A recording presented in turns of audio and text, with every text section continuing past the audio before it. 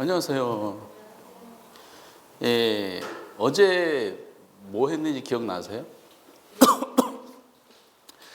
어제 이제 부동산학의 총론 주제를 봤어요. 이 총론이라는 타이틀은 인력공단에서 그렇게 목차를 제시해줬기 때문에 저도 그렇게 표현을 하고, 세 문제가 보통 출제를 한다고 그랬어요. 부동산학의 기본 개념, 그리고 이제 부동산 개념, 토지 용어, 토지 특성 이런 부분들을 주제로 하는데, 어제 보신 내용 중에 이런 부동산학의 기본 개념 중에서 그 성격은 알아두시라고 그랬습니다. 부동산학은 종합과학이고 응용과학이고 규범과학, 경험과학, 사회과학입니다라는 그 내용의 의미. 그리고 또 하나는 이제 우리나라 표준산업 분류 체계 상에서의 부동산업을 분류하는 게 있었죠.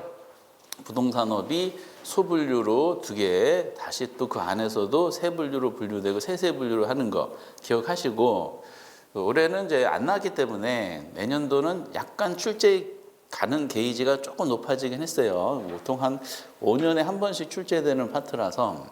그리고 이제 올해 나왔던 부동산 개념 했었죠. 개념은 네 가지 주제로 정리를 하셔야 돼. 가장 많이 나오는 그 복합 개념의 부동산이라는 그 체계도 법률적 개념 몇 개 했었죠? 2개, 협의 광의, 그리고 경제는 5개, 기술은 4가지로 분류하는 요것이 일방적으로 많이 나오고, 그리고 약 20% 비중이 되는 게 올해 출제했던 그 정착물. 정착물의 종류 2개 있었죠. 토지하고 별개의 부동산으로 취급되는 거하고 토지의 일부로 취급되는 거. 그래놓고 그 내용들을 물어봤습니다. 그래서 민법상 정착물은 2가지로 나눠지는데, 민법상 정착물은 독립성이 있는 정착물이든 독립성이 없는 정착물이든 전부 다 민법상 부동산에 해당되는 것은 맞습니다. 그런데 정착물이 아니라 하는 것은 동산에 대한 내용이었었고요. 그리고 준부동산에 대한 개념과, 그리고 이제 그 복합 부동산에 대한 개념, 이런 것이 기억나세요?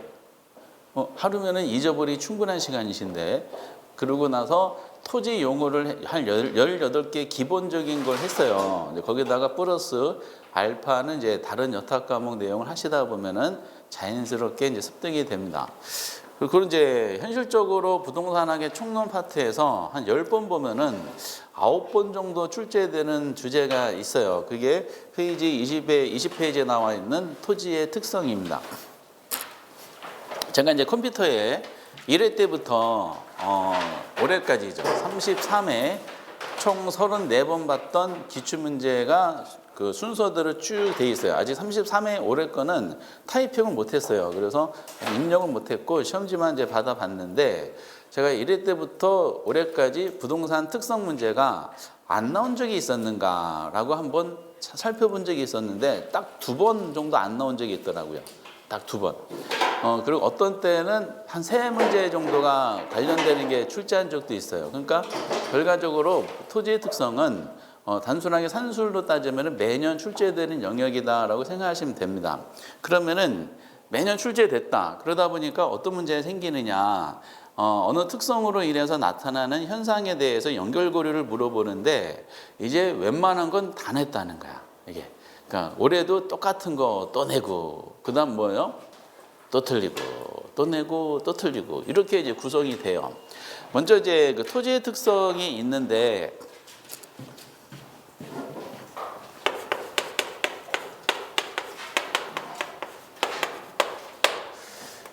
이걸 어떻게 분류할 것인가. 여기서 이제 미리 말씀드릴 것은, 그 부동산 학이라는 이제 원서를 소수란 이제 그 학자들마다 이 토지의 특성에 뭐가 있습니까라는 그 종류에 대해서 개수를 나열하는 게 학자들마다 다 다르더라고요. 이렇게. 그래서 이제 제가 개인적으로 가진 에피소드 중에 하나가 뭐냐면은, 그 학교에서 이제 같은 수업을 하는데 어떤 교수님이 토지 특성으로 이것이 토지 특성입니다라고 설명을 해줘요. 근데 다른 교수님은 그 특성을 인정하지 않더라고. 이렇게. 그러니까 사람마다 달라. 그러면서 어떤 이 A라는 토지 특성을 인정하시는 분 수업을 들었는 그 시험을 보는데, 그 특성을 인정하지 않는 식으로 답안지를 제출하면 점수가 안 나와. 학점이 안 나와. 그러니까 그 정도로 고집이 강하더라고요, 학자들마다. 그러면 국가고시에서 이걸 꼭 내야 되는데 어떻게 할 것인가? 학자들마다 이제 개인적으로 주장하는 특성은 시험을 구성하기가 어렵겠죠. 그래서 공통적으로 그래도 평균적인 학자들이 공통적으로 인정하는 특성을 중심으로 문제를 구성하게 됩니다. 그러니까 시간이 누적되다 보니까 그러한 것들이 계속 이제 반복적으로 동일한 주제들이 등장할 수밖에 없는데 이 토지의 특성을 먼저 구별하는 것은 크게 차이는 없어요. 그 자연적 특성이 하나 있어요. 이건 토지가 본질적으로 가지고 있는 특성을 자연적 특성이다 그럽니다. 그래서 학문적으로 따지면 이제 지구라는 이 체가 형성된 지가 그 지구학자, 물리학자들은 45억 년 전에 형성됐다 어쩌다라고 보더라고요. 전 잘 모르겠는데, 근데 그때부터 본질적으로 가지고 있는 특성이 자연적 특성으로서 설명이 됩니다. 그리고 두 번째가 한참 후에 인간이 이제 나오고 인간이 이제 주어진 토지를 이용을 해. 그럼 본인의 인간이 하고자 하는 목적대로 토지에 의미를 부여하면서 나타나는 특성이 있어요. 그래서 사람이 자 써서 등장하는 게 인문적 특성이야. 그래서 그러다 보니까 자연적 특성은 변하지 않는데 인문적 특성은 끊임없이 변하는 과정이 생길 수밖에 없습니다. 사람이 마음이 변하듯이. 그런데 이제 우리가 자연적 특성과 인문적 특성의 정답 기준으로 체크한 사항을 보면은 제가 이제 판단하건대 12회부터 지금까지 인문적 특성 파트에서 정답 나온 적은 한 번도 없어요. 한 번도.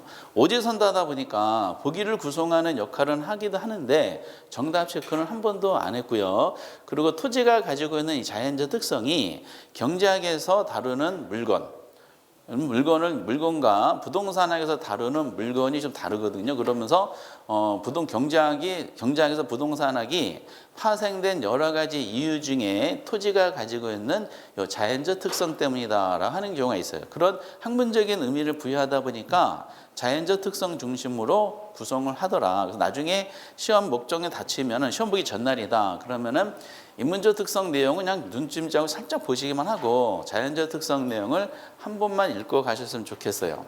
오늘은 자세하게 안 하고요. 그럼 자연적 특성에는 이제 뭐가 있을까라는 내용이에요. 그래서 먼저 딱 떠오른 것이 이제 부동성이에요. 부동성은 단어만 봐도 느낌이 있지 않아요? 무슨 의미일까요? 그렇죠? 그런 의미예요. 이렇게 올해도 정답 체크로 어저께 프린트된 거 보니까 이 부동성 파트에서 정답이 나왔더라고요. 다음 중 토지 특성에 대한 내용인데 옳게 설명한 거를 물어봤더라고요. 근데 여기서 정답이 나왔어요. 그리고 이제 개별성이 있고요. 그리고 이제 부증성이 있고요. 영속성이 있어. 최근에 정답 파트로는 부중하고 영속에서 정답이 많이 나왔어요. 어쨌든 이런 특성이 있더라. 이거 이외에 이때부터는 이제 학자들마다 인정되는 거하고 인정되지 않는 것이 좀 나눠지는 파트이기 때문에 거의 언급을 안 하는데 인접성이라는 걸 주장하는 사람도 있고요. 인접성 그리고 지력성. 저는 지력성을 수업을 들 때 굉장히 난감했던 경험이 있습니다. 지력성을 옛날에 출전으로 들어갔던 분이긴 한데 지력성을 주장하신 분들에 대한 개인적인 경험치를 보면 이분이 학교 수업할 때 철학을 공부하는 건지 점집이었는지 잘 모르겠습니다. 토지는 기가 있다고 하더라고요. 그래서 토지로부터 나는 기가 파동이 생겨가지고 구에 있는 사람들한테 영향을 주니까 어쩌고저쩌고 하는데 지금도 뭔 말인지 모르겠고요. 적재성이 있고요. 가경성이 있고요. 등등등등등등 많은 설명을 하고 있어요. 근데 밑에 있는 상황은 거의 인정하지 않고 특히 가끔 인접성이 언급이 되는데 인접성은 부동성에서 파생된 성질이다 보니까 인접성과 부동성은 거의 동일한 내용을 나중에 접하시면 됩니다. 천천히 하고요. 그리고 이제 인문적 특성도 마찬가지야. 인문적 특성에서 그나마 언급되는 게 용도의 다양성이고 이게 그나마 언급이 되죠. 그리고 병합 분할의 가능성이 있죠. 병합 분할이 뭔지 아시죠? 합병. 토지는 합칠 수도 있고 토지는 나눌 수도 있겠죠. 토지 수수로 합치고 나눠지는 건 아닐 거예요. 그래서 인간이 본인의 목적을 달성하고자 토지를 합치고 나누는 작업이 있습니다. 그리고 이제 위치는 끊임없이 변합니다. 위치 가변성, 그리고 부동산은 토지 비싸죠. 고가성, 뭐 내구성, 뭐 등등등등등 많은 설명을 하고 있어요. 근데 지금 입장에서 뭘 하셔야 되냐면은 요 자연적 특성에 해당되는 네 가지 있죠. 네 가지에 대한 내용을 완벽하게 지금 습득할 수는 없어요. 어차피 각 특성에서 밑에 책 교재상에 밑에 설명되어 있는 상황은 본문에서 다루고 있는 내용들이기 때문에 교재를 여러 번 회독하시다 보면은 자연스럽게 느끼고 있는 상황이다라는 겁니다. 다만 이제 그 의미만 이제 부여하고요. 공부하실 때 어떻게 하냐? 관련되는 것끼리는 같이 묶어서 하시는 게 좋아요. 여러분 부동 이게 부계 부형인데. 부동하고 개별성은요 항상 같이 묶어서 하시는 습관을 길러주시고요. 그리고 부중하고 용속도 같이 묶어서 정리하시는 게 좋습니다. 사실상 이 부계부형이라는 네 가지 자연적 특성만 공부를 하시면은 12회부터 지금까지 정답 체크에 100%를 해결할 수가 있다는 겁니다. 그래서 밑에 있는 설명을 다 하지는 않고요. 앞으로 이런 내용이 진행될 겁니다라는 식으로 의미만 개략적으로 보도록 하겠어요. 먼저 부동성. 이 부동성의 의미는 인간이 아무리 힘을 가한다 하더라도 토지의 위치는 변할 수가 없어요. 그렇죠? 우리가 스스로 토지를 차에 싣고 옮겨 다닐 수는 없잖아요. 그렇기 때문에 이 부동성을 이제 위치의 고정성이다라고 얘기도 합니다. 자연적으로 토지는 변하지 않습니다. 이렇게 그러면서 이제 여기서 파생되는 게 뭐가 있을까? 잘 한번 생각해 보시면은 가장 근본적인 출발점이 여러분 부동산이라는 단어 있죠. 한자로 쓰면 아마 이렇게 쓰는 걸로 이제 알고 있습니다. 요 용어 있잖아. 이 용어가 옛날 우리 조선시대에 문헌 있죠. 조선왕조 실록이라든지 그런 조선시대 문헌에 이 단어가 있을까요, 없을까요?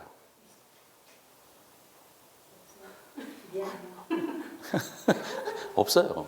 옛날에 그냥 토지 가옥 뭐 이런 식으로 표현했고 이거는 20세기에 만들어진 근대 용어 중에 하나죠. 일본 사람이 만들었고 이거를 우리가 일제시대 때 이제 이거를 학자들이 그대로 카피한 겁니다. 그건 이제 부동성이라는 단어, 반대말이 뭐죠? 부동산이라는 단어? 보통 한자로 이렇게 동산을 쓰잖아요. 그러면 이 부동산이라는 단어가 굳이 이제 그 당시에는 부동산 학이라는 것도 존재하지 않았지만은 느낌상 토지가 가지는 성질 중에서 어떤 성질을 그냥 주목해서 그냥 본능적으로 나온 걸까 했을 때 저 부동성이라는 단어에서 나온 거라는 걸 알 수가 있겠죠. 그렇죠? 부동성 한자로 쓰면 이거잖아요. 움직이지 않는 성질, 이게 부동성이고요. 그럼 이걸 그대로 카피해서 토지는 움직이지 않는 성질을 가진 재화 이렇게 한 겁니다. 그렇기 때문에 이 부동산이라는 단어가 나온 가장 근본 배경이 부동성이기 때문에 이 부동성을 모든 특성의 1등으로 취급하고 있어요. 그래서 이거를 그대로 구현했죠. 결과적으로 이 부동성이라는 것은 이 부동산과 동산을 구별하게 되는 결정적인 근거가 아니냐. 여기서부터 이제 시작을 합니다. 학문적인 출발은 그렇게 해요. 근데 단어상으로 부동성이랑 파생을 설명할 때 부동산과 동산을 구별하는 근본적인 근거가 뭐예요? 했을 때 부동성이에요. 라고만 시험에 내기는 너무 싱거운 거야. 그래서 여기다가 조금 더 심화를 시켜보자라는 거죠. 물론 저렇게 해서 단독으로 나온 적도 있어요. 그래서 어떻게 할까 하다가 그동안에 누적된 출제원들의 지문이 요거죠. 이 공시 방법을 건드렸더라고요. 공시라는 것은 대외적으로 권리관계를 알리는 거죠. 그 방법으로 논하는 겁니다. 그러면은 이 민법을 공부하시다 보면 자연스럽게 아시게 될 텐데 이 동산이 있죠. 움직이는 성질을 가진 동산은 저 물건의 소유자가 누구라는 거를 어떻게 대외적으로 확인시켜 주냐. 그 물건을 갖고 있어야 돼. 갖고 있는 사람을 뭐라 그럴까요? 점유죠, 점유. 그렇죠? 그런데 토지는 갖고 다닐 수 있어, 없어요?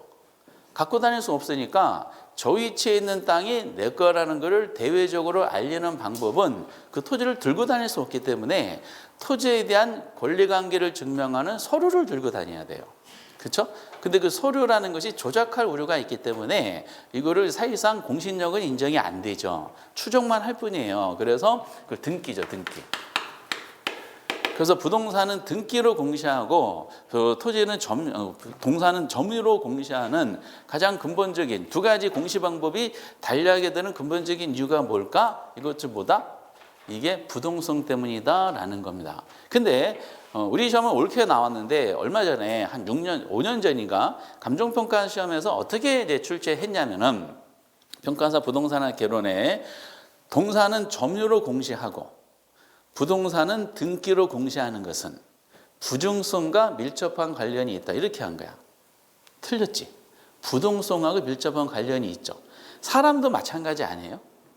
사람이 학교 다닐 때 CC를 보면은 CC들은 처음에 입학을 다 동산 상태잖아. 근데 저 사람이 내 거란 거를 알리는 방법은 어떻게 하는 수밖에 없어? 점유해야 되잖아. 그러니까 맨날 붙어 다니지. 꼴사납게. 계속 여름에도 붙어 다니고, 근데 방학하면 또 바뀌죠. 동산 상태. 잠깐 놓치면 무주물이 되니까 누가 또 점유하면은 선점이 되니까. 그렇죠? 그러다가 이게 시간 지나면은 이게 귀찮으니까 점유 다니고 갖고 데리고 같이 다니기 귀찮으니까 뭐예요? 등기 쳐버리지. 그렇지? 등기 쳐버리면 서류상으로 있기 때문에 이제는 이제 맘 놓고 방목하도 되죠. 걸리면 죽여버리겠다라는 근거 서류가 있기 때문에. 그래서 저는 개인적으로 동산 상태가 굉장히 지금도 그립습니다. 이렇게. 제 생각을 반영하는 요즘에 인터넷 유머가 있더라고요. 결혼하면은 혼자 어쩌고저쩌고 이렇게 막 그거 보면서 100% 동감이요. 이런 식으로. 그래서 이제 이게 가장 근본적인 내용인데 학계론 중개사 시험에서는 부동성하고 관련되는 요 표현들을 보기를 구성하는 역할을 하지 정답은 거의 잘 체크하지 않았어요. 그 이유가 뭐다? 너무 쉬워서. 이제 그 다음부터 이제 연결이 되는데 이제 본문에서 이제 부동산 활동 같은 거를 해요. 거래 활동이라든지 감정평가 활동이라든지, 그러니까 활동이란 개념은 인간이 부동산을 대상으로 전개한 여러 가지 이제 행위를 말하는데, 근데 여기서 키워드 가지고 이제 여러분들 생각하셔야 돼요. 부동성으로 인한 파생 현상들이 그동안에 올해는 이제 여기서 정답 체크가 됐다 그랬지만은 정답을 그동안에 너무 안 했어요. 그 이유가 너무 단어상으로 이 내용이 부동성하고 연결된다는 게 드러나. 그 스킬을 공부가 되시다 보니까 쉽게 답을 찾게 만들어요. 그게 하나가 국지화, 지역화시킨다. 이것도 진짜 여러 번 나와서 한 5-6번 이상 나왔던 표현입니다. 국지화가 무슨 말일까요? 그쵸? 지역에 국한된다는 뜻이야. 활동도 마찬가지, 현상도 마찬가지예요. 그 부동산 저희들 중개활동 같은 거 할 때 특정 지역에 국한돼서 이루어지잖아. 왜? 토지는 움직이지 못하죠. 그래서 만약에 여기가 어디죠? 행정구역이? 남양주. 자꾸 남양주 헷갈려 이렇게. 남양주의 토지를 거래하고자 하는 사람들은 저기 부산 가서 부동산 거래 활동 할 수는 없죠. 부산까지 남양주 땅을 갖고 다닐 수 없으니까 그럼 결국 남양주 와가지고 여러 가지 행위를 해야 됩니다. 그래서 활동을 지역화시키고 국제화시키고 이런 표현이 나오면 전부 다 뭐다? 부동성. 이렇게. 그러고 나서 이게 나중에 부동산 시장의 특성에도 연결을 시켜요. 일반 시장과 다른 부동산 시장만이 가지는 특성이 뭐가 있을까라고 했을 때 부동산 시장을 국지적 시장으로 만들어요. 이것도 마찬가지로 국지란 말은 뭐 단어상으로 해석할 수 있는 게 부동산 시장을 특정 지역으로 국화시킨다는 거죠. 여러분들 우리나라 만약에 주식시장 하면 어느 지역이 떠올라요? 그럼 부산에서 바라보는 우리나라 코스피 지수하고 서울에서 바라보는 코스피 지수가 다르죠? 달라요? 똑같아요. 우리나라 주식시장이야 그냥 전체가. 그런데 부동산 시장은 다르죠. 그럼 부동산 시장을 논하다 보면은 앞에 특정 지역이 명시가 돼 있어요. 그렇죠? 뭐 서울 노원구 시장, 뭐 강남 부동산 시장, 남양주 부동산 시장처럼 특정 지역이 나오게 됩니다. 그러니까 부동산 시장, 부동산 움직이지 못하니까 결국 특정 지역에 국한돼서 거래 활동이 이루어지다 보니까 특정 지역에 국한되는 시장이 형성될 수밖에 없고요. 이거를 국지적 시장이다라고 표현합니다. 우선은 이제 단어상으로 볼게요. 그리고 나중에 이런 감정평가를 공부하시게 될 거야. 감정평가는 이런 토지라든지 건물 같은 물건에 대해서 가격을 구하는 이론이거든요.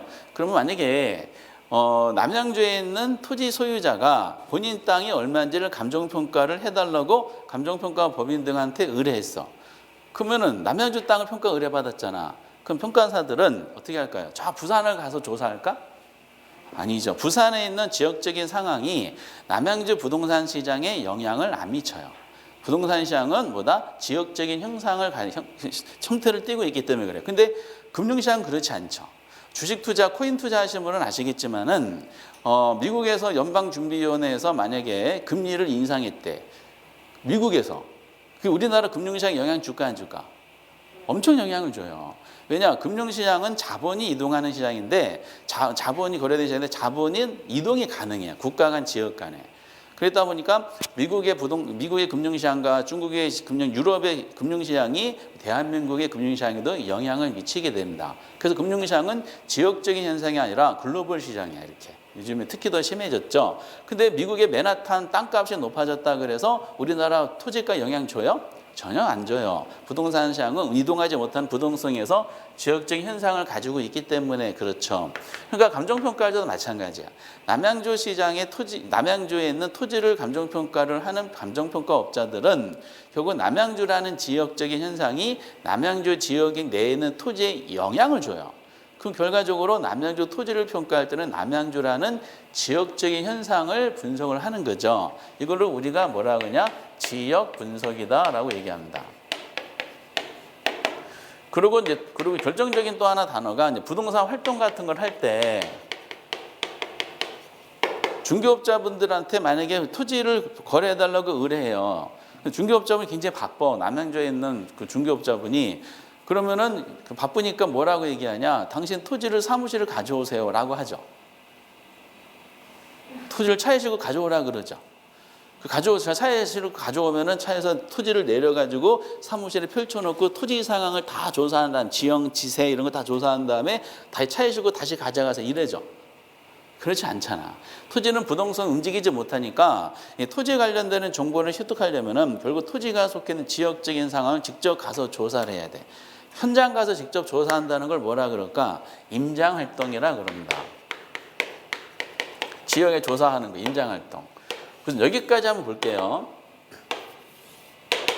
여기서부터 여기까지가 상당히 많이 나오고 있는 이제 표현들인데, 부동성이 파생되는 표현들인데, 나중에 공부를 하신 분들은 아시겠지만은 요 상황에 대해서 활동적인 면에서 지역, 국지적 시장, 지역 분석 이런 거를 할 때 이거를 공부를 안 해요.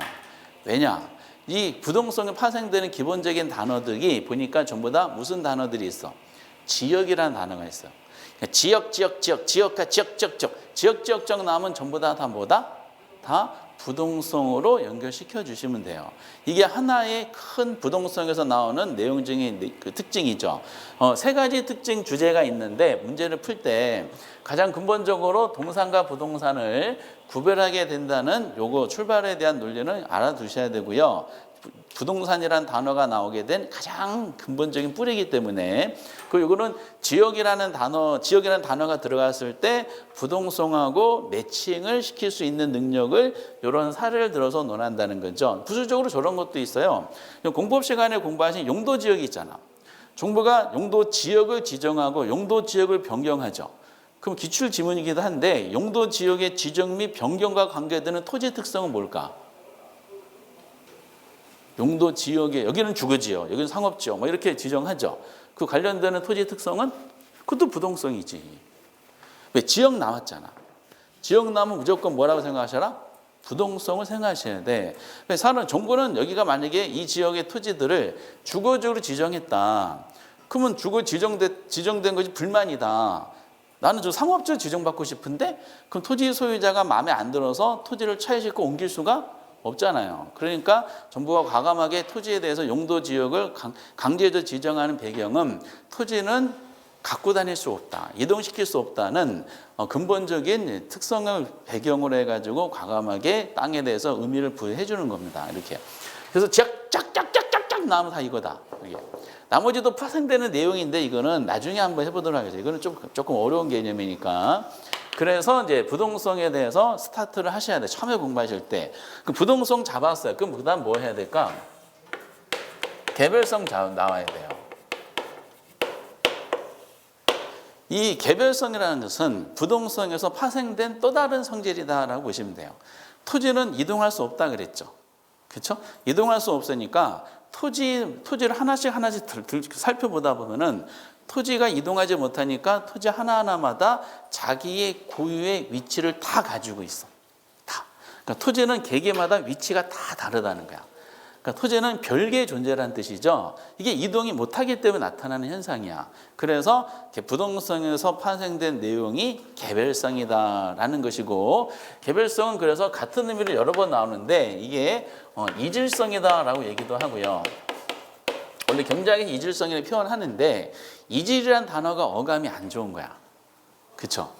어감이 안 좋다 보니까 부드러운 표현으로 부동산학이 만들어지고 나서 그 개별성이라고 표현해보자라고 용어를 탄생시킨 겁니다. 또 경제학적으로 같은 말을 비대체성이라 그래요. 이런 표현들이 나중에 다 나와요. 중요 내용으로. 근데 그동안에 개별성을 통해서 정답을 체크했던 역사가 그렇게 많지가 않아요. 왜 그럴까? 개별성은 너무 드러나. 이것도 부동하고 개별 너무 드러나. 우선은 이 개별성 파트에서 가장 근본적으로 이제 중요한 내용이 있어요. 이게 경제학에도 나오는 내용이긴 한데 개별성 파생되는 현상 중에 이게 거의 일방적으로 많이 나옵니다. 요 일몰일가의 법칙이라는 게 있어요. 이거는 시장에 들어가면 말씀드릴 상황이기도 하는데 이거는 무슨 뜻일까요? 하나의 물건의 일몰일가의 법칙. 하나의 물건의 하나의 가격이 형성된다는 원리야. 근데 미리 언급하지만은 이 일몰일가의 법칙이 적용되는 시장은 하나밖에 없어.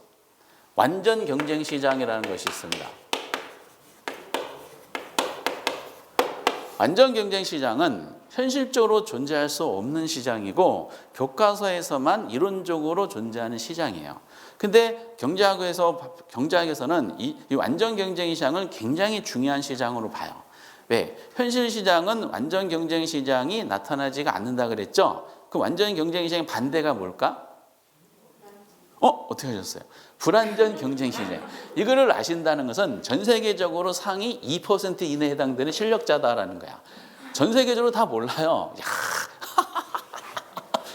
그리고 완전 경쟁 시장에서는 시장 실패라는 현상이 나타나지가 않아. 이론적으로. 이게 시장 실패라는 것은 시장이 해줘야 될 중요한 역할이 있거든요. 자원을 효율적으로 배분해주고 균형 가격을 창출해주는 게 시장이 중요한 역할이야. 그럼 시장 실패가 나타났다는 것은 시장이 해줘야 될 중요한 역할, 즉 자원을 효율적으로 배분도 못해주고 가격이 왜곡이 된다는 논리예요. 이렇게.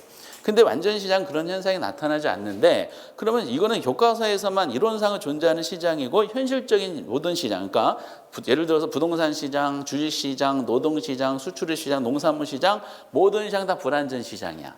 그러나 모든 시장이 불완전 시장이라 하더라도 그 불완전성의 정도는 다 달라요.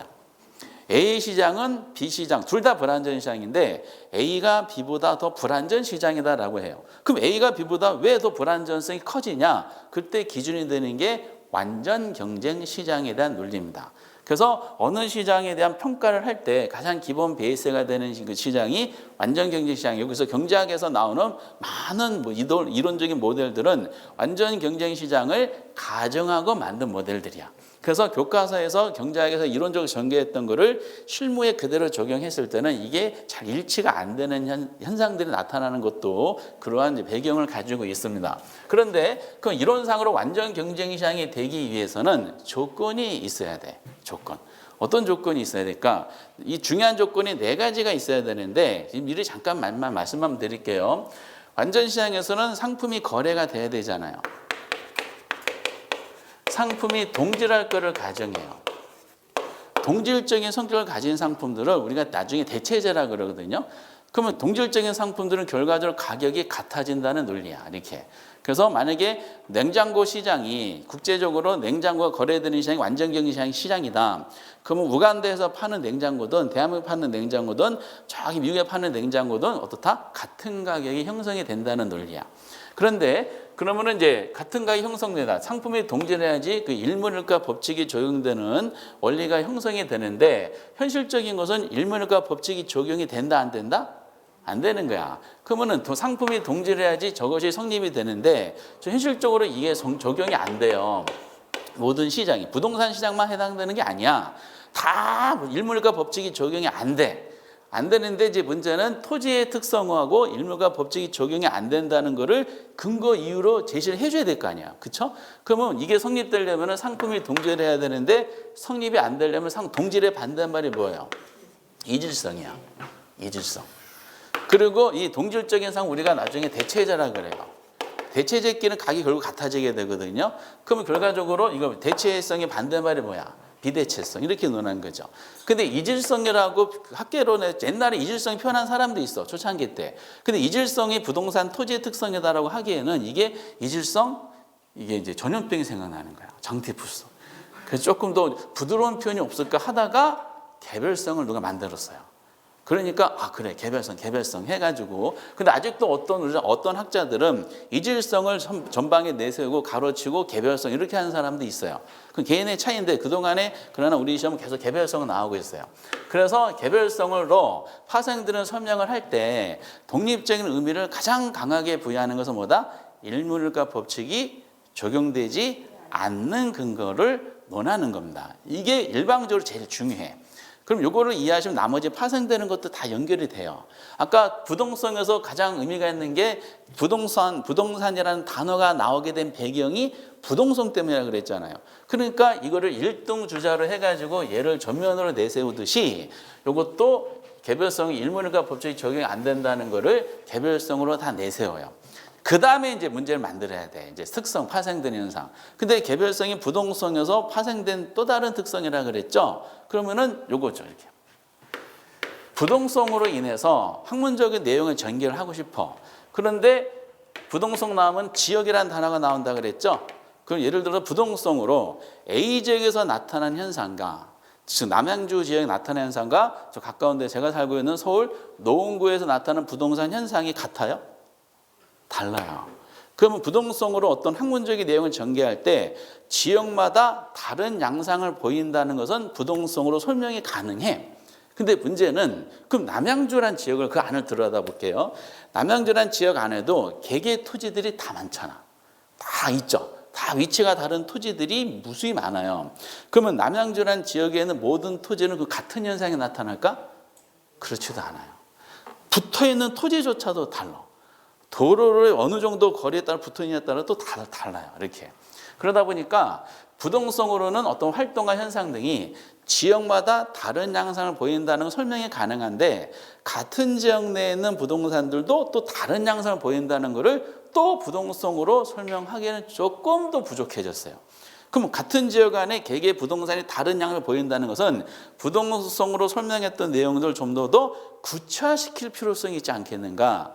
그랬더니 개별성에 대한 의미가 파생이 돼서 국제화, 지역화 나오면은 부동성이라 하듯이 개별화, 활동과 현상을 개별화, 구체화시킨다. 이런 표현이 나오면은 무슨 특성이 떠오르셔야 돼? 구체적 의미를 부여했죠. 하나씩 하나 별도로 다룬 거야. 이게 뭐다? 개별성이구나라는 거야. 근데 출제어는 선수들이라 그랬어요. 요거를 장난치고 싶었어. 얼마 전에. 개별성으로 인하여 활동과 개별화 구체화된다 그랬잖아요.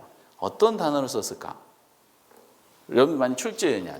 지금은 조금 무리가 있지만은 그렇죠. 그렇게 지문을 만든 거야. 역시 정확하게 아세요. 여러분들은 전 세계적으로 상위 1% 이내에 해당되는 분들만 지금 모여 계시게 됩니다. 이렇게 어떻게 되냐면은 개별성으로 인하여 부동산 활동을 일반화, 표준화시킨다 이렇게 단어를 만든 거야. 그걸 다 말장난이야. 일반화, 표준화는 똑같다는 뜻이잖아. 그죠? 그러면 구체적인 의미랑 말이 안 맞죠. 개별화, 구체화가 나와야 되는데 일반화, 표준화 이런 용어적인 측면에 대한 익숙함이 있으셔야 돼. 대신에 그런 말장난을 하는 것은 제가 대신해 드리면 되고요. 시험 때까지 많은 1월 달로 자료가 나갈 때마다 이렇게 쭉 연습을 해 주시면 됩니다. 계속 반복하셔서 하셔야 돼요. 그리고 또 하나 마찬가지예요.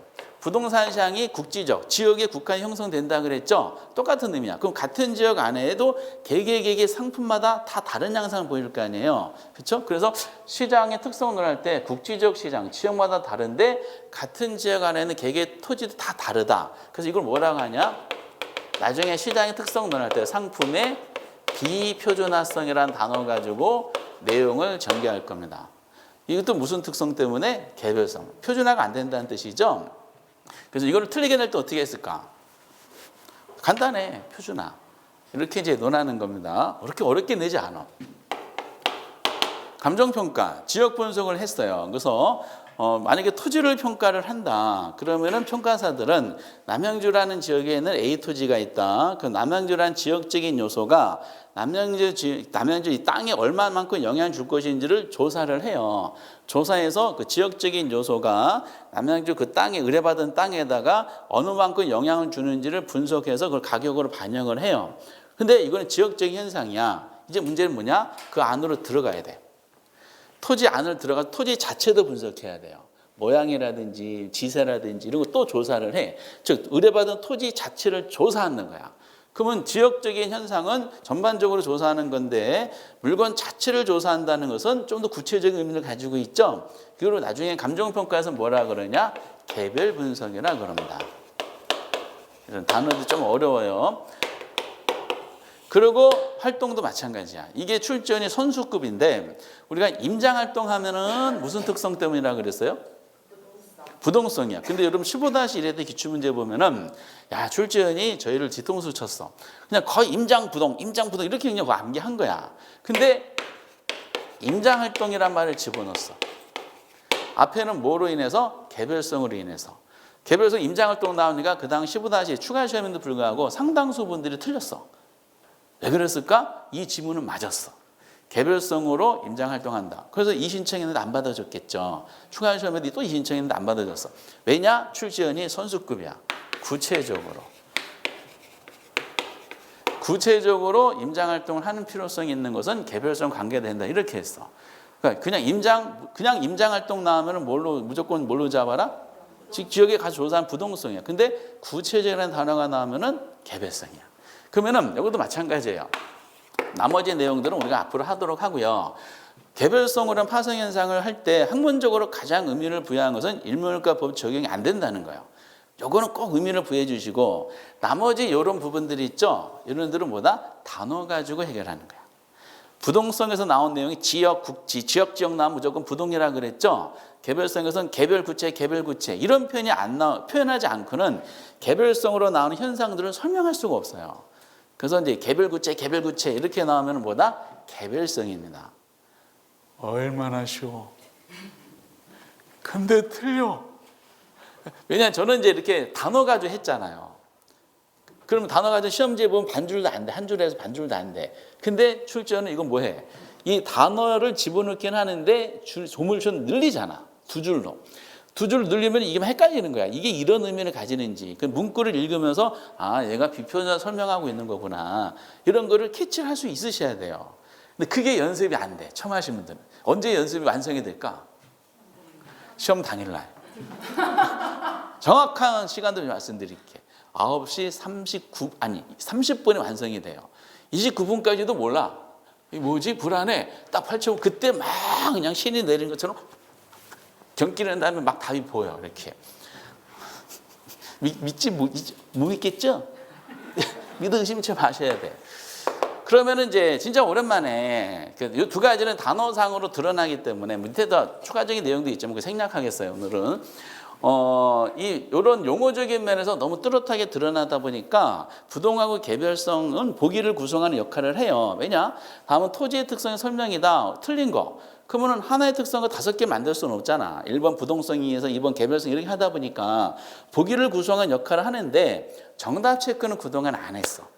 근데 오랜만에 올해의 부동성으로 국제화시킨다는 표현을 해가지고 이게 옳은 지문으로 나오고 그게 정답이었더라고. 옳은 걸 찾는 거니까. 그러면은 그동안은 어디서 정답이 주로 나왔을까? 이게 그 다음 주제인 부중하고 영속이야. 그러면은 34회 때는 어디서 정답 나올 어느 부 정답 체크 구성 요소가 갈 가능성이 90% 이상이냐? 부중하고 영속에서 정답 될 가능성이 거의 90% 이상이다라고 보시면 돼요. 그러면 이제 부중성 한번 볼까요? 부정성에서 올해 이제 옳은 걸 찾는 걸 물어봤으니까 틀린 걸 부정성에 대한 설명은 틀리게 했을 거 아니에요. 근데 틀리게 한 지문이 옛날에 몇 번씩 나왔던 거야. 몇 번씩. 먼저 이게 이제 원래 제가 학교에서 그 수업을 할 때는 전공이 좀 이쪽이니까. 부정성하고 영속성을 같이를 보통 해요. 교재도 그림이 그려져 있는 교재도 있는데 이게 뭐라 그랬냐면 지구체라 그랬어요. 이런 구형 형태로 형성된 지가 45억 년이라 그랬는데 좀 잘 모르겠어요. 45억 진짜 그런지. 어쨌든 그때부터 지금까지 이 모양이 안 변했어요. 현실적으로 크기도 안 변했죠.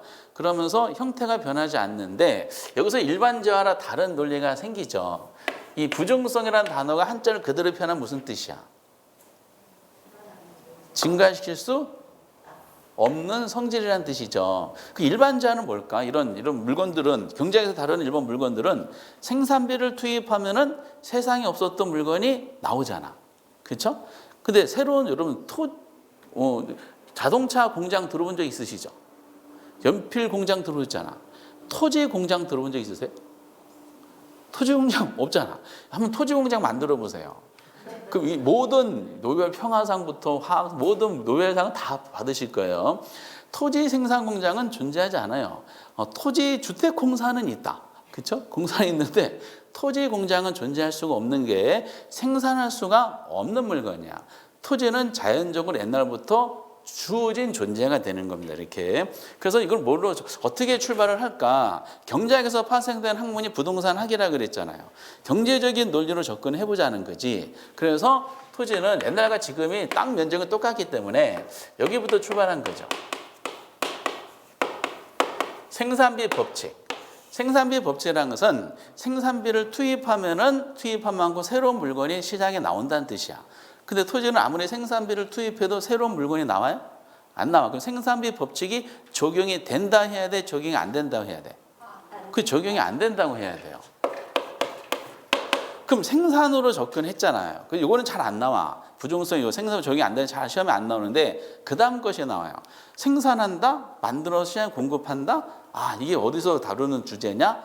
공급에서 다루는 주제야. 수요와 공급. 수요 공급 중에서 어느 쪽이 강할까? 수요 쪽이 강할까? 공급적인 의미가 근본이니까. 공급적인 측면이 근본이겠죠. 그래서 어떻게 할까? 이건 여긴 좀 어려운데 미리 잠깐 말씀드려 볼게요. 토지 공급을 한번 논해요. 간단하게 한번 보려고 했습니다. 토지 공급을 논하면은 보통 물건의 가격이 상승을 해요. 그러면 이제 이거는 뭐 조금 이번 이거 1월 달 진행할 때 하겠지만은 토지 공급을 가격 상승에 완전 비탄력적으로 만든다 이런 논리야. 이렇게. 그럼 이건 무슨 특성을 연결시킨다고요? 부증성이야. 부증. 지금 우리가 이거 다 끝났어 지금. 신경 쓰지 마시고 부증성에서 관련되는 파생 현상을 설명하고 있는 거거든요.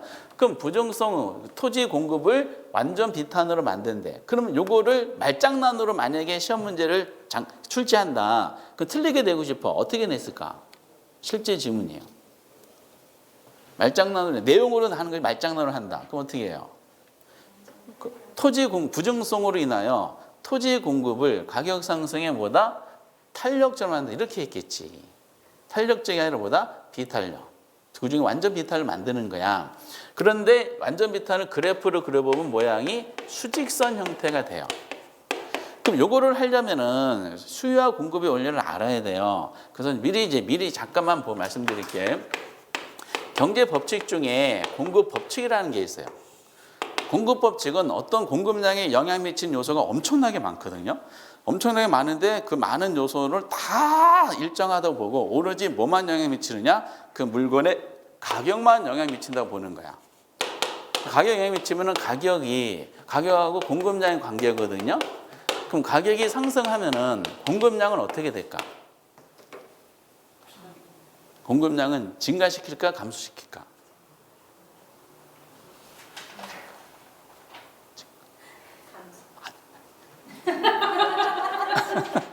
잘 보세요. 당연히 아니 공급자는 파는 사람이야 사는 사람이야? 파는 사람. 이거 좀 들어가야 될 텐데 조금 이제 걱정이 상식적으로 접근해 보는 거예요. 우리가 경제학에서 소비자가 있고 수요자라 그러죠. 생산자, 공급자가 있어요. 소비자들이 물건을 구매하는 목적이 있어. 경제활동하는 목적이 본인의 물건 구매를 통해서 본인의 효용이 있죠. 만족감이라 그래. 효용을 극대화하는 게 소비자들의 소비 목적이야. 공급자들은 왜 물건을 시장에 공급할까요? 공급자들 목적은 이윤을 극대화하는 게 목적이에요. 그러면 파는 사람 입장에서 가격이 본인의 파는 물건의 가격이 점점 올라가. 그러면은 안 파는 게 좋아요? 더 많이 파는 게 좋아? 그쵸? 연예인들 그러잖아요. 뉴페이스가 시장에 나왔어. 신선하죠? 여기저기 나이트에서 많이 부를 거 아니야. 제가 나이트를 갔어. 신선한 페이스잖아. 그러면 그 저에 대한 선호가 제 몸값이 높아지잖아요. 그 한때 배투기도 한철이라 그래서 저는 이 나이트 가서 몸값 불고 저 나이트 몸값 해서 돈을 많이 벌겠지. 그러면 공급자 파는 사람 입장에서는 본인이 생산하는 물건의 가격이 상승하잖아. 이때다 그래서 그 물건의 양을 증가시키지. 그럼 가격의 변화 방향과 공급량의 변화 방향이 어떤 방향이냐? 같은 방향이야. 이건 나중에 논하고 이 그래프를 한번 그려볼게요. 우리가 나중에 그릴 때 시장 그리다 보면 종축에다 가격을 잡고요. 여기다 공급량이라는 걸 잡아요. 가격이 P0 상태에서 공급량이 Q0였다라 한번 가정해 볼게. 근데 이 물건의 가격이 올라갔어. 그럼 공급량 늘려야 돼, 줄여야 돼? 이때도 생산량을 늘려야 될 거 아니에요. 그러면은 P1에 해당되는 공급량은 Q0라 봤을 때 P0, P1에 해당되는 공급량은 Q1으로 바뀌죠. 그 두 점을 연결하면은 이러한 공급곡선의 모양이 나와요. 이 공급곡선 모양이 지금 무슨 모양이죠? 이거 우상향이라 그래요? 아니면 삐뚤으라 그래요? 우상향과 삐뚤을 구별할 수 있는 분들은 전세적으로 상위 5%에 해당되는 실력자야. 우리 20% 안에만 들으면 합격이잖아요. 그래서 여러분 벌써 합격하셨다는 거야. 편안한 마음으로 주무셔도 될 것 같아요. 근데 일반자는 완전 시장을 다룰 때 이런 공급법칙이라는 것이 가장 기본적으로 작용한다고 가정하고 경제 이론을 진행을 해요. 근데 토지 한번 볼까? 자연적으로 접근하는 거야 지금. 인문적으로 넘어가는 것이 아니라 자연적으로. 토지의 가격이 비싸졌어. 토지의 공급량 어떻게 될까? 늘릴 수 있어 없어? 지구 땅덩어리를. 늘릴 수가 없는 거야. 그러면 가격이 올라갔다 해서 공급량은 변하지 않지. 그 그래프를 그려보면 어떤 상황이 발생하냐면은 P0 상태에서 토지 양이 이만큼이야. 근데 가격이 P1으로 올라갔어. 그렇다 해도 토지의 물리적 양을 지구를 늘릴 수는 없잖아요. 그 P1 상태에서 토지의 공급량 그래도 그때도 PQ0야. 그럼 가격은 변했죠. 공급량은 변하지 않았어. 근데 전혀 변하지 않았죠. 이 가격 변화에 공급량의 변화가 전혀 없다는 것을 우리가 뭐라 하냐? 완전 비탄이라고 나중에 공부하실 거야. 그러면은 두 가격에 해당되는 두 공급량점을 연결해 보면은 공급선의 모양이 나오죠. 이 모양이 어떤 모양? 수직선 형태다라고 하는 겁니다. 이거를. 그래서 우선은 이제 이렇게만 보시고 아직 내용을 우리가 탄력적으로 내용을 들어가지 않았기 때문에 이걸 말장난으로 탄력적으로 표현한다 해가지고 오답 나온 사례가 있었고 자연적인 면에서 봤을 때 토지 공급 후 곡선의 모양은 수직선이 되고요. 여기다가 학문적 의미를 부여해줬어요. 이거를 공급선 형태 있죠. 이거 우리가 무슨 공급이라 그러냐? 이거를 물리적 공급이라 그럽니다. 그러면은 부정성에서 나온 자연적 특성에서 나온 공급 물리적 공급이라는 표현을 썼어요. 이거 자주 나오는 표현이에요. 올해도 이 표현이 나와 있어. 그러면 이 물리적 공급은 가능하다는 거야, 불가능하다는 거야? 불가능하다는 논리가 나오는 거지. 이렇게 이제 등장을 해요. 그리고 이제 요 원리를 이해하시면은 나머지 설명들은 다 똑같은 것이야. 똑같은 거 이거는 암기하는 것이 아니라 수요와 공급의 원리를 이해하시면은 자연스럽게 도출되는 과정이다라고 생각하셔도 되실 정도예요. 그러면은 그 다음 단계를 한번 잠깐 추가적으로 잠깐 볼게요. 아직 수요 공급이 들어가지 않은 상태이기 때문에 공급이 불가능하다고 했잖아. 그렇죠? 그러면 토지는 그만큼 귀해요? 흔한 거야? 귀한 거죠. 그럼 한번 볼까요? 경제학 원리에서는 가격이 결정되려면은 공급자 혼자만 있어도 안 되고요. 소비자 혼자만 있어도 안 돼. 수요와 공급의 상호작용성에서 가격이 형성되고 결정되는 과정인데, 그럼 시장에서 이 물건의 가격이 형성되려면은 수요와 공급이 교차되는 아주 균형이라 그러는데, 여기가 이 물건의 가격이야. 오케이? 그런데 이 물건에 대해 선호도가 높아서 수요가 늘어났어. 수요가 늘어나면 가격이 어떻게 돼요? 올라가죠. 완전 시장을 가정하고 논하는 거예요. 그러면 수요 증가로 이 물건의 수요 증가 가격이 올라갔어. 그럼 어떤 생각해요? 비싸졌지. 그 공급량을 늘려. 완전 경쟁 시장은 가격의 변화가 일어나면은 시장에서 수요와 공급자들이 즉각적으로 반응한다고 가정하는 이론이야. 그럼 비싸진 공급을 바로 늘려. 그럼 가격이 어떻게 돼? 똑같아져요. 항상. 수요와 공급이 즉각적으로 반응하는 게 항상 이렇게 똑같아져. 그런데 토지 시장을 한번 볼까요? 토지에 대한 수요와 공급에 의해서 남양주 지역을 한번 볼게요. 남양주 지역 토지에 대해서 가격이 이만큼 형성이 됐어. 그 남양주라는 지역적인 요소의 어떤 긍정적인 요소에서 남양주 지역에 있는 토지에 대한 수요가 늘어났어. 수요는 가격이 어떻게 됐을까? 올라갔죠. 그럼 올라간 토지가를 떨어뜨리는 방법 뭐밖에 없어. 원인이 수요 증가로 가격이 올라간 거기 때문에 결과적으로 가격이 다시 내려가려면 상대편이 공급이 반응해야 돼요. 어떻게 해? 공을 늘려야 돼? 늘려야 돼? 늘려야 돼. 토지는 늘릴 수 있다 없다? 늘릴 수가 없는 거야. 그럼 토지 시장에서는 수요 증가에 의한 가격 상승만 나타나지 공급 증가에 의한 가격 하락 현상이 나타나지가 않는 거예요. 여기까지 해석이 되죠? 그러면은 이때 토지에 대한 수요 증가로 나타난 가격 상승은 누가 가져갈까? 토지 소유자들이 가져갈까? 토지 이용자들이 가져갈까? 그렇죠. 이용자에는 소유자뿐만 아니라 임차인도 포함이 돼요. 그러니까 땅 주인들만 가져가는 거야. 그러면 무슨 생각하겠어요? 토지만 가지고 있으면은 내 토지에 대한 수요 증가로 인한 가격 상승은 전부 다 내가 다 가져가겠구나. 그럼 토지를 차지하고자 하는 욕망이 생기겠어, 안 생기겠어? 생기죠. 그 토지는 이거 하나밖에 없잖아. 이 위치의 땅 하나밖에 없죠. 그럼 이 토지를 사고자 하는 욕심이 막 생겨요. 그걸 어떻게 표현할까 하다가 멋있는 말로 토지 다 생각할게요. 토지에 대한 뭐다? 독점적 소유욕이란 말을 썼어요. 요거는 올해 4월 달인가 감정평가 시험에 나왔던 표현이더라고. 부동산학개론에. 우리 시험도 몇 번씩 나왔어. 독점적 소유, 나만 소유권. 그러면 소유권을 가지려면은 토지는 하나잖아. 그렇죠. 위치에 있는 땅은 하나밖에 없어. 근데 원하는 사람은 많아요, 많아요.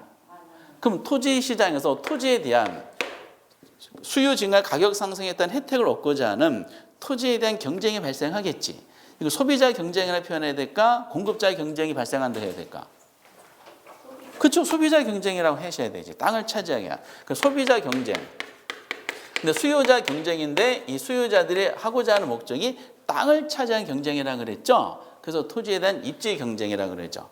토지를 차지하는 어쨌든 수요자 경쟁을 유발시킨다. 이런 표현이 연결되는 거야.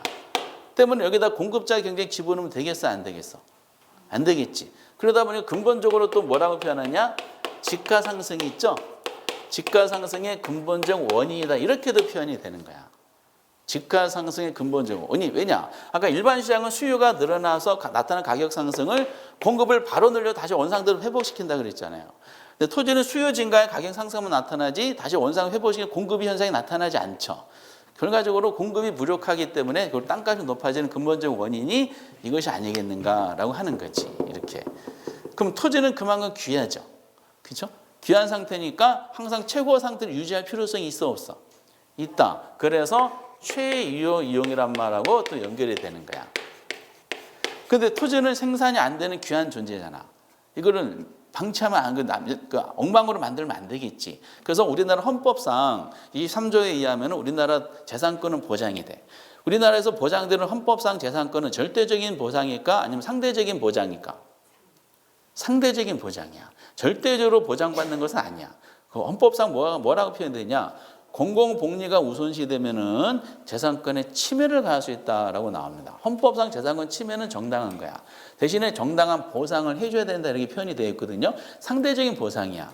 그러면은 토지는 귀한 존재이긴 하는데 영원히 존재하면서 또 생산도 안 되는 귀한 존재이긴 하는데 이거를 엉망진창처럼 만들면 안 되겠구나. 그래서 토지는 사유재산의 대상이 되기도 하지만은 공공성도 매우 강하다는 거야. 그러면 정부가 전체적으로 토지를 관리할 필요성이 있을까 없을까? 관리할 필요성이 있겠지. 적정한 데 규제도 하고 적정하게 풀어주기도 하고 정부가 아주 귀한 토지를 관리할 필요성이 있지 않겠는가라는 사고방식에서 토지에 강한 공공성을 부여해서 나온 사고방식이 가끔 나와. 이것은 토지 공개념이란 말이 나오게 됩니다. 토지 공개념 사상이라는 것은 토지에 대해 공공성을 부여해가지고 정부가 토지에 각종 규제를 하게 되는 거죠. 그래서 토지 공개념 사상이 학문적으로 논할 때 가장 이슈가 됐던 것이 90년대 초반이에요. 일산 중동 편총 3본 그 분당이라는 5개 신도시를 5년이라는 짧은 기간 동안에 200만 호 주택 건설이라는 거를 전 세계적으로 유례가 없었던 신도시 개발 사업을 진행했어요. 그럼 그런 개발 사업을 갑자기 시행하면은 전반적으로 서울 비롯한 많은 지역의 땅값 상승이 나타날 거를 우려했을까 안 했을까? 우려했을 거 아니야. 그냥 전방위적으로 다 했던 거야. 이렇게 강북, 강서 뭐 이쪽 다 해가지고 그러면은 이게 이제 문제가 생길 것 같다 그래서 토지 공개념 사상이라는 거를 만들어 가지고 그 개념을 탄생시켜 가지고 거기 토지에 대해 강력한 규제를 가하게 되는 사상적 기반을 만들었죠. 그래서 그때 이제 우리나라에서 기본법이 되는 게 구성이 됐어요. 그 당시에는 국토이용관리법하고 토지계획법이 있었는데 이거를 통합해 버렸어. 그 우리나라 기본법, 토지 기본법이 나왔죠. 그게 국토계획법이야. 이렇게 제가 이번 대통령 되지 않아 저 국토계획법을 없애버리고 싶어. 용도지역 필요할까 안 필요할까? 필요 없어. 그냥 시장이 알아서 하세요. 농사짓네 거기다가 폐기물 처리장 설치하세요. 이런 식으로 해서 그냥 알아서 하세요. 그러면은 세상이 재밌을 것 같은 느낌이 들긴 하는데 그러면은 이제 좀 그렇겠지. 그래서 한번 해보고 싶어. 그래서 토지에 대한 어떤 강력한 정부의 개입을 만들어내는 것이 귀하기 때문에 가능한 거지. 공개념 사상에 대한 논리야. 그럼 전반적으로 이런 표현들은 나왔지만은 전부 다 똑같은 상황이죠. 뭐기 때문에? 공급이 불가능하니까 나오는 사고방식이에요. 새로운 물건을 계속 만들면은 조금 다시 새로운 걸 대체하면 되지만은 그렇지 않잖아. 그래서 나중에 이런 용어들이 있잖아요. 책에도 이런 순서들을 거의 비슷하게 해드렸지만은 독점적 소유요, 소비자 경쟁, 직가상 금융, 최유형 토지 공개 등등등이 있어요. 이거 말고도. 그러면 이런 얘네들을 쭉 읽으면서 이게 부정성에서 나온 공급이 불가능하다는 논리에서 나온 이 느낌이 들어요? 다 같은 말들이야, 얘네들이 결국. 이렇게 하다 보니까 떠오르는 단어들 출전이 캐치 막 구성한 거야. 근데 이제는 웬만한 거 다 만들었어. 그러니까 지금 한번 이제 최근에 여러분 시간 되시면은 22회부터 올해까지 나왔던 거 한번 보세요. 똑같아. 부정성으로 나온 파생인산들이 낸 거 또 내고 또 틀리고 또 내고 또 틀리고 막 이래 반복이 돼요. 그러니까 1회부터 21회까지 부정성에서 파생된 현상들 설명하면서 이제 낼 거 다 냈다는 거야. 그 다음부터는 뭐다? 반복이야. 반복하면서 말장난이 나오는 거를 연습을 통해서 습득만 하시면 됩니다. 그래서 부정성의 파생 현상 설명했어. 간단한 거. 더 추가적인 내용은 안 하고 이걸 다시 한번 해보겠지만 조금 더 첨가해가지고. 근데 문제는 토지는 늘어날 수도 없어. 그렇죠. 근데 45억 년 동안에 지구 땅의 면적은 변했을까 안 변했을까? 한참 후에 인간이 나왔죠. 인간이 토지에 빼빠지를 막 해. 그럼 저 사람이 굉장히 나한테 왼수지간이야. 저는 땅이 많아. 그래서 땅을 없애버리고 싶어. 밤마다 가가지고 땅에다가 문질러 이렇게. 문지르는 작업은 뭐죠? 없애버리려고. 토지를 막 빼빠지를 했다 그래서 그 토지가 사라져? 안 사라져. 이렇게. 토지는 늘어나지도 않지만은 지구 역사상 줄어들지도 않는 거야. 늘어나지 않네? 부중성했어. 줄어들지 않네? 반대 개념이죠? 반대 개념은 줄어들지 않네? 그럼 어떻게 할까? 이건 뭐라고 표현할까? 영원하네? 그 영속성이라는 말을 쓰게 된 겁니다. 이렇게. 그런데 부중이라는 말로 여러분 생각해 보셔야 돼. 부중성이라는 특성을 만들었어요. 그럼 얘네들이 주로 전개되는 파트가 생산이 안 되니까 수요 공급이라는 경제적인 원리로 많이 연결이 되거든요. 근데 얘는 반대로 얘는 줄어들지도 않아. 영원하다는 거지. 영원하다는 논리를 그럼 어디에서 주로 관련된 게 많이 나올까? 투자야, 투자. 영원한 거. 영원한 것은 그것만 가지고 있으면 영원한 물건으로부터 많은 수익 창출이 되지 않겠어요? 그러니까 그만큼 토지는 투자재로서 뭐다? 우수한 이유가 수명이 굉장히 길기 때문에 그런 거죠. 이렇게. 그래서 부정성에 대한 논리는 수요와 공급이라는 경제적인 마인드를 많이 접근하는데 이 영속성에서 나오는 파생 현상들은 상당수가 투자와 관련되는 내용들이 많을 수밖에 없어요. 그래서 거기도 때마침 이제 연결고리가 있더라고요. 그래서 영속성에서 그럼 어떤 내용이 나오는지 궁금하시죠? 지금은 아마 전혀 궁금하지 않으실 거예요. 이렇게 이제 분이 겪고 보셔야 돼. 그래서 이 내용이 어떤 것인지 입문 과정이니까 조금만 쉬었다 하도록 하겠어요. 이렇게 여기까지가 해석이 돼서 이거 암기가 아니야. 시간이 지나서 해석하는 파트예요. 토지를 많이 가지면 얼마나 좋을까? 최고 명품이면서